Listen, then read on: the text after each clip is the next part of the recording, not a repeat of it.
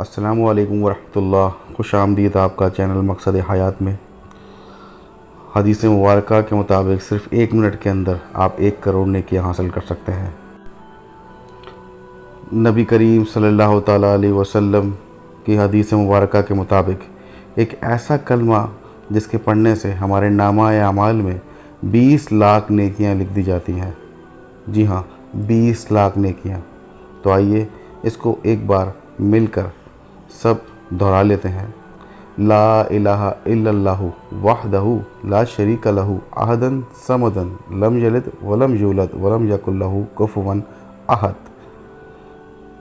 اس پورے کلمے کو پڑھنے میں ہمیں صرف 10 سیکنڈ لگے، تو اگر یہی کلمہ ہم 5 بار دہرا لیں تو بآسانی 1 منٹ کے اندر ہم 1 کروڑ نیکیاں حاصل کر سکتے ہیں۔ دیکھیں کتنا آسان طریقہ ہے، اللہ نے کتنی آسانیاں ہمارے لیے پیدا کی رکھی ہیں۔